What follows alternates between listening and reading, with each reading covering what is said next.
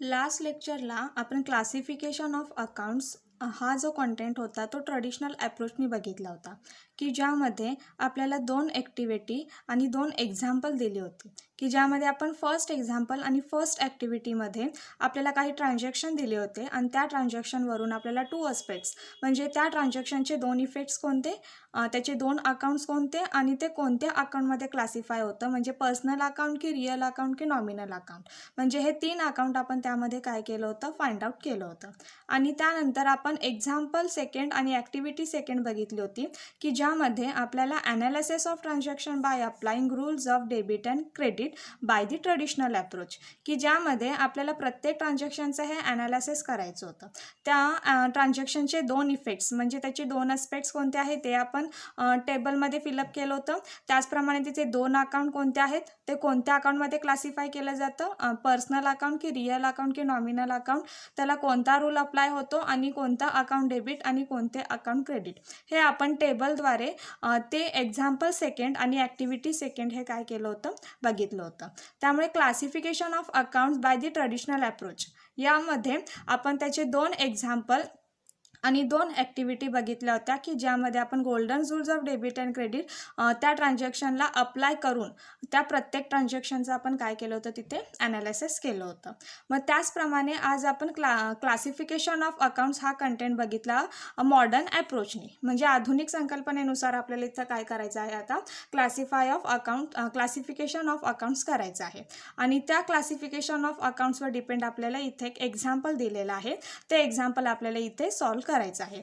एक्झाम्पलमध्ये आपल्याला same last आपण activity second जी बघितली होती किंवा एक्झाम्पल सेकंड जे बघितलं होतं की ज्यामध्ये आपण टेबल फिलअप केला होता, त्याचप्रमाणे आपल्याला या एक्झाममध्ये पण टेबल फिलअप करायचं आहे. Analysis of transaction by applying rules of debit and credit by modern approach.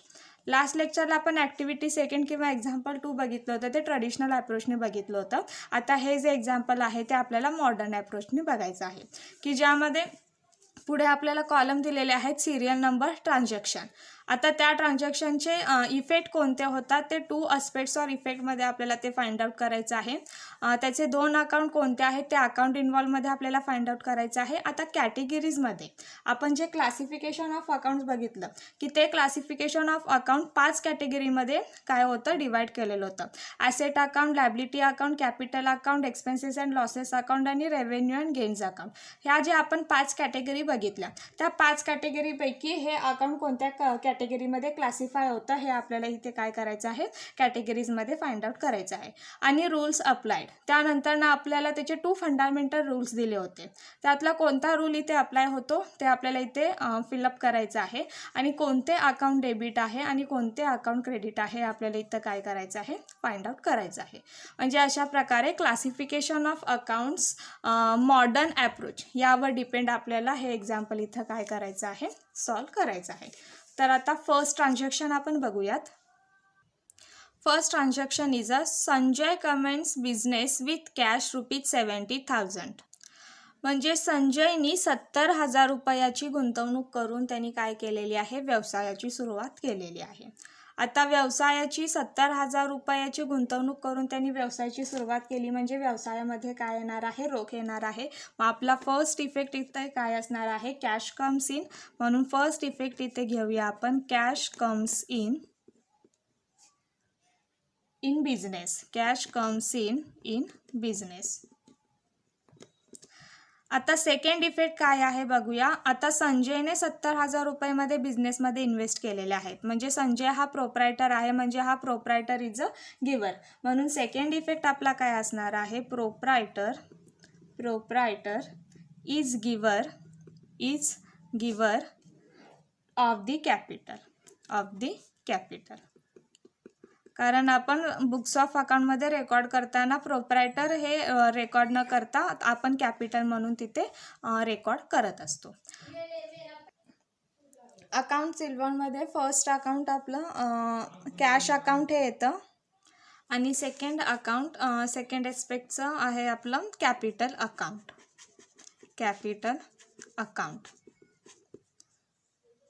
आता कॅश अकाउंट हे कोणत्या कॅटेगरीमध्ये येतं तर व्यवसायामध्ये रोख आली म्हणजे व्यवसायामधला पैसा वाढला म्हणजे कॅश हे एक व्यवसायाची संपत्ती आहे, म्हणून कॅटेगरीजमध्ये cash account is a assets account, म्हणजे हे ॲसेट्स अकाउंटमध्ये कॅश अकाउंट काय होतं क्लासिफाय होतं.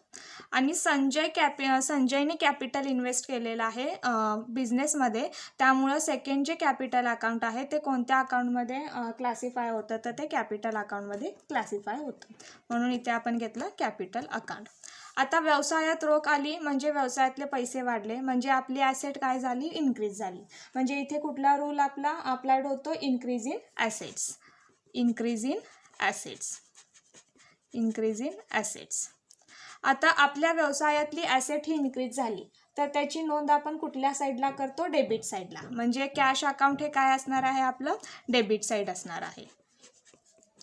आणि कॅपिटल अकाउंट, आता संजयने बिझनेसमध्ये कॅपिटल 70,000 रुपये इन्व्हेस्ट केलेला आहे म्हणजे इथलं आपलं कॅपिटल काय झालेलं आहे इन्क्रीज झालेलं आहे, त्यामुळं इथे कोणता रूल अप्लाय होतो increase in a capital, increase in a capital, increase in a capital. आणि आता त्यानंतर ना अकाउंट टू बी क्रेडिटेड, आता व्यवसायामध्ये आपण जे पहिलं अकाउंट डेबिट केलेलं आहे की आपली ॲसेट ही इन्क्रीज झालेली आहे म्हणून तर कॅश अकाउंटला आपण डेबिट करणार. आणि increase in liability increase in capital, जर कॅपिटलमध्ये इन्क्रीज झालेलं आहे तर त्याची नोंद आपण कुठल्या साईडला करतो क्रेडिट साईडला, म्हणून कॅपिटल अकाउंट हे कोणतं साईड आहे क्रेडिट साईड आहे, म्हणून अकाउंट टू बी क्रेडिटेड आपण कोणत्या साईडला घेतलं क्रेडिट साईडला इथे घेतलेलं आहे. म्हणजे अशा प्रकारे आपण इथं फर्स्ट ट्रान्झॅक्शनचा ॲनालिसिस केलेला आहे. त्यानंतर सेकंड ट्रान्झॅक्शन बघूया. Rent paid cash ₹5,000 to Amol, आपण 5,000 रुपये अमोलला रेंट म्हणून काय केलेलं आहे कॅशनी पेड केलेली आहे. आता आपण अमोलला 5,000 रुपये बॅक कॅश म्हणून आपण रेंट पेड केलेला आहे.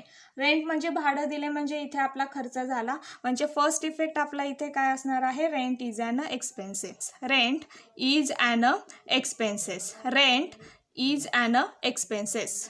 आपण अमोलला रेंट पेड केल्यामुळे आपल्या व्यवसायातली रोख कमी झाली, त्यामुळे सेकंड ॲस्पेक्ट आपला काय असणार आहे कॅश गोज आउट, कारण आपण त्याला जे रेंट आहे ते कशाने पेड केलेलं आहे इन कॅशमध्ये पेड केलेलं आहे. त्यामुळे फर्स्ट अकाउंट आपलं कोणतं असणार आहे रेंट अकाउंट आणि सेकंड अकाउंट हे आपलं कोणतं असणार आहे कॅश अकाउंट. आता रेंट अकाउंट म्हणजे आपण अमोलला रेंट पेड केला म्हणजे इथं आपला एक्सपेन्सेस झालं, म्हणजे भाडे दिले म्हणजे आपले इथे एक्सपेन्सेस झाले, त्यामुळे कॅटेगरीमध्ये रेंट अकाउंट हे कोणत्या अकाउंटमध्ये क्लासिफाय होतं एक्सपेन्सेस अकाउंटमध्ये, म्हणून रेंट अकाउंट हे आपण घेतलं एक्सपेन्सेस अकाउंट. आणि व्यवसायातली रोख गेली म्हणजे आपली संपत्ती पैसा कमी झाला म्हणजे आपल्या व्यवसायातली संपत्ती कमी झाली, म्हणून कॅश अकाउंट हे कोणत्या अकाउंटमध्ये आपण क्लासिफाय करतो ॲसेट्स अकाउंटमध्ये इथे क्लासिफाय करतो. आता इथे कोणता रूल अप्लाय होतो, आपण अमोलला 5,000 रुपये रेंट दिलेला आहे म्हणजे आपल्या व्यवसायातला खर्च वाढला म्हणजे increase in expenses, increase in expenses, increase in expenses. आणि रेंट आपण अमोलला दिल्यामुळे आपल्या व्यवसायातली ॲसेट ही कमी झाली म्हणजे इथे कोणता रूल अप्लाय होतो decrease in asset, decrease in assets, decrease in assets. जर एक्सपेन्सेस हे इन्क्रीज असतील तर त्याची आपण कुठल्या साईडला नोंद करतो डेबिट साईडला नोंद करतो, त्यामुळे रेंट अकाउंट हे कोणत्या साईडला येणार डेबिट साईडला. आणि आपल्या व्यवसायातली ॲसेट ही कमी झाली म्हणजे आपण त्याची नोंद कुठल्या साईडला करतो क्रेडिट साईडला, म्हणून कॅश अकाउंट हे कोणत्या साईडला येणार क्रेडिट साईडला येणार. म्हणजे अशा प्रकारे आपण ट्रान्झॅक्शन दोनचं पण इथे ॲनालिसिस केलेलं आहे. त्यानंतर आपण थर्ड ट्रान्झॅक्शन बघूयात. Withdraw cash from bank ₹10,000 for office use, म्हणजे आपण ऑफिसच्या कामकाजासाठी 10,000 रुपये बँकेमधून काय केलेले आहेत विथड्रॉ केलेले आहेत. आता आपण कॅश विथड्रॉ केली म्हणजे आपल्या व्यवसायामध्ये रोख आली, त्यामुळे आपला फर्स्ट आस्पेक्ट काय असणार आहे कॅश कम्स इन, त्यामुळे फर्स्ट आस्पेक्ट आपला काय असणार आहे कॅश कम्स इन. आणि आपण बँकेमधनं कॅश विथड्रॉ केली म्हणजे बँकेतला बॅलन्स आपला कमी झाला म्हणजे बँक ही काय असणार आहे गिवर असणार आहे, म्हणून सेकंड आस्पेक्ट आपला काय असणार आहे बँक इज अ गिवर. आता इथे 2 अकाउंट इन्व्हॉल्व, फर्स्ट अकाउंट आपलं कोणतं आहे कॅश अकाउंट आणि सेकंड अकाउंट आपलं कोणतं आहे बँक अकाउंट. आता आपल्याकडे कॅश आली म्हणजे आपल्या व्यवसायातली रोख वाढली म्हणजे कॅश अकाउंट हे कोणत्या अकाउंटमध्ये क्लासिफाय होतं ॲसेट्स अकाउंटमध्ये, त्यामुळे कॅटेगरीमध्ये ॲसेट्स अकाउंट, कॅटेगरीमध्ये ॲसेट्स अकाउंट. आणि बँक अकाउंट हे काय आहे की आपण बँकमधून कॅश विथड्रॉ केलेली आहे, म्हणजे इथं आपला बँक बॅलन्स कमी झालेला आहे, त्यामुळे बँकसुद्धा हे आपलं काय आहे ॲसेट्सच आहे, म्हणून हे ॲसेट्स अकाउंटमध्ये आपण इथे काय करतो क्लासिफाय करतो.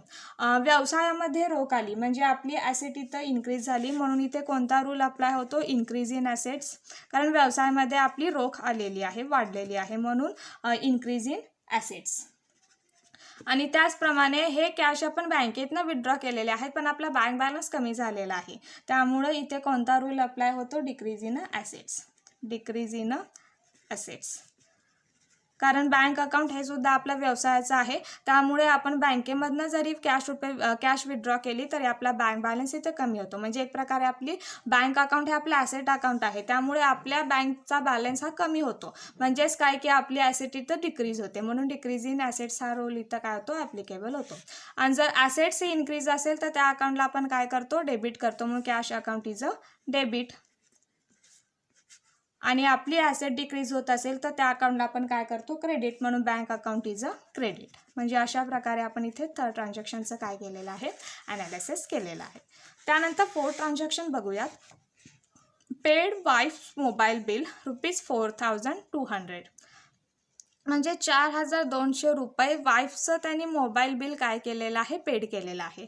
म्हणजे जो संजय आहे की ज्यांनी बिझनेसमध्ये इन्व्हेस्टमेंट केलेली गुंतवणूक करून त्यांनी व्यवसायाची सुरुवात केली होती, त्यांनी काय केलेलं आहे की व्यवसायामधले 4,000 रुपये 200 त्यांनी काढून त्याच्या स्वतःच्या वाईफचं त्यांनी काय केलेलं आहे मोबाईल बिल पेड केलेलं आहे. म्हणजे व्यवसायातला जो पैसा आहे तो त्यांनी स्वतःच्या घर खर्चासाठी काय केलेला आहे तर वापरलेला आहे. मग जर व्यवसायातला पैसा आपण आपल्या वैयक्तिक खर्चासाठी वापरत असेल तर ते आपलं काय असणार आहे ड्रॉइंग म्हणजे उचल असणार आहे. त्यामुळे आपलं इथं फर्स्ट इफेक्ट काय असणार आहे drawing is the receiver of benefit, drawing is the receiver of benefit आणि आपण व्यवसायामधनं पैसे घेतल्यामुळे आपल्या व्यवसायातली रोख कमी झाली, त्यामुळे सेकंड ॲस्पेक्ट आपला काय असणार आहे कॅश गोज आउट, त्यामुळे इथे आपलं कोणतं फर्स्ट अकाउंट फाइंड आउट होतं, फर्स्ट ॲस्पेक्टमधलं ड्रॉइंग्ज अकाउंट आणि सेकंड आहे आपलं कॅश अकाउंट.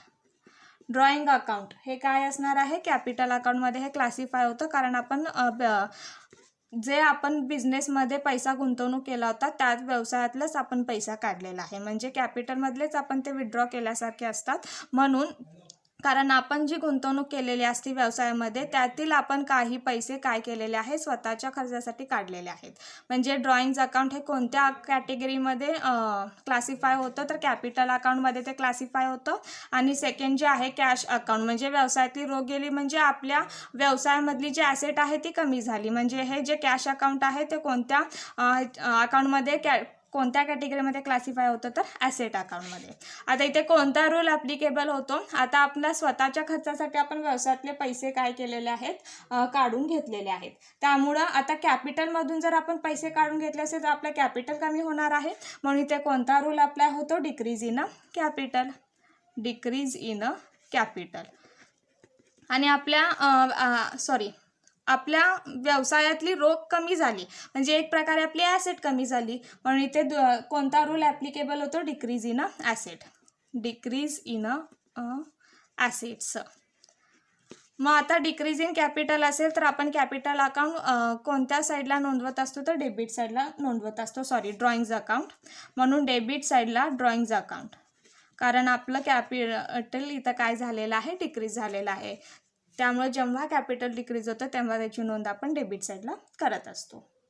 आणि त्यानंतर आपल्या व्यवसायातली रोख कमी झाली म्हणजे आपली ॲसेट कमी झाली आणि ॲसेट डिक्रीज झाली असेल तर ते आपण कोणत्या साईडला त्याची नोंद करतो क्रेडिट साईडला, त्यामुळं कॅश अकाउंट हे कोणत्या साईडला येणार क्रेडिट साईडला येणार. म्हणजे अशा प्रकारे आपण फोर्थ ट्रान्झॅक्शनचं इथे ॲनालिसिस केलेलं आहे. त्यानंतर आपण फिफ्थ ट्रान्झॅक्शन बघूयात. Purchased goods from Sunil ₹13,000. आपण 13,000 रुपयाचा माल सुनीलकडून काय केलेला आहे खरेदी केलेला आहे. माल खरेदी केला म्हणजे एक प्रकारे आपला खर्च झाला, म्हणजे इथे आपला फर्स्ट ॲस्पेक्ट काय असणार आहे purchase is an expenses, purchase is an expenses is an expenses. आणि सेकंड अस्पेक्ट काय आहे की सुनीलकडनं आपण माल खरेदी करतोय म्हणजे सुनील हा आपला गिवर असणार आहे. त्यामुळे सेकंड इफेक्ट आहे आपला Sunil is a giver. Sunil is a giver. मग इथे आपण 2 अकाउंट्स कोणते फाइंड आउट करतो. फर्स्ट अस्पेक्टमधून परचेस अकाउंट आपण इथे फाइंड आउट केलं आणि सेकंड अस्पेक्टमधून सुनील अकाउंट आपण इथे काय केलेलं आहे फाइंड आउट केलेलं आहे. आता कॅटेगरीमध्ये परचेस अकाउंट आपण माल खरेदी केला म्हणजे आपला एक्सपेन्सेस आहे म्हणजे परचेस अकाउंट हे कोणत्या कॅटेगरीमध्ये येतं एक्सपेन्सेस अकाउंटमध्ये येतं. एक्सपेन्सेस अकाउंटमध्ये. आणि सुनील हा काय आहे की आपण सुनीलकडनं माल खरेदी करतोय म्हणजे सुनीलला आपलं 13,000 रुपये देणं आहे म्हणजे हे आपली काय असणार आहे लॅबिलिटी असणार आहे. त्यामुळे सुनील अकाउंट हे कोणत्या कॅटेगरीमध्ये येतं लॅबिलिटी अकाउंटमध्ये. Liabilities account. आता इथे कोणता रूल अप्लाय होतो आपला आता एक्सपेन्सेस आपण माल खरेदी केला म्हणजे आपला एक्सपेन्सेस वाढलं म्हणून इथे कोणता रूल अप्लाय होतो increase in expenses. Increase in expenses. आणि आपल्याला सुनीलला देणं आहे म्हणजे आपली लॅबिलिटी सुद्धा इथं वाढली त्यामुळे इथे कोणता रूल ॲप्लिकेबल होतो increase in assets. Increase in liabilities. Increase in liabilities. त्यामुळे जेव्हा एक्सपेन्सेसमध्ये वाढ होते तेव्हा आपण त्या अकाउंटला काय करत असतो डेबिट करत असतो म्हणून परचेस अकाउंट आपण इथे काय करणार डेबिट करणार. आणि जेव्हा लॅबिलिटीमध्ये इन्क्रीज होत असते तेव्हा आपण त्या अकाउंटला काय करत असतो क्रेडिट करत असतो. त्यामुळे सुनील अकाउंटला आपण इथे काय करणार क्रेडिट करणार. म्हणजे अशा प्रकारे आपण 5th ट्रान्झॅक्शनचं पण इथे ॲनालिसिस केलेलं आहे. आता लास्ट 6 ट्रान्झॅक्शन बघणार आहोत. Received commission ₹4,500. आपल्याला 4,500 रुपये कमिशन मिळालं म्हणजे हा आपला फायदा आहे म्हणजे आपल्या व्यवसायामध्ये रोख आली. म्हणजे फर्स्ट अस्पेक्ट आपलं काय असणार आहे कॅश कम्स इन. आणि कमिशन रिसिव्ह हे आपलं इन्कम आहे म्हणून सेकंड अस्पेक्ट काय असणार आहे received commission. Received commission is an income. आता फर्स्ट अस्पेक्टमध्ये आपलं कोणता अकाउंट इथे येतं कॅश अकाउंट कारण कॅश व्यवसायात आलेली आहे. आणि सेकंड अकाउंट काय आहे कमिशन अकाउंट कारण कमिशन हे आपलं इन्कम आहे. Commission account. आता आपल्या व्यवसायातली रोख वाढली म्हणजे कॅश ही आपली काय आहे ॲसेट्स आहे कारण ती कंपनीची संपत्ती आहे म्हणून cash account is a assets account. आणि कमिशन अकाउंट हे काय आहे त्यामुळे कमिशन अकाउंट हे कोणत्या अकाउंटमध्ये क्लासिफाय होतं तर कमिशन रिसिव्ह हे आपलं काय आहे एक प्रकारचं इन्कम आहे. त्यामुळं हे अकाउंट कोणत्या कॅटेगरीमध्ये येतं तर रेव्हेन्यू ऑर गेन्स या कॅटेगरीमध्ये येतं. Revenue or gains account. त्यानंतर आता आपल्या व्यवसायामध्ये रोख आली म्हणजे आपली ॲसेट वाढली म्हणजे इथे कोणता रूल अप्लाय होतो इन्क्रीज इन ॲसेट्स.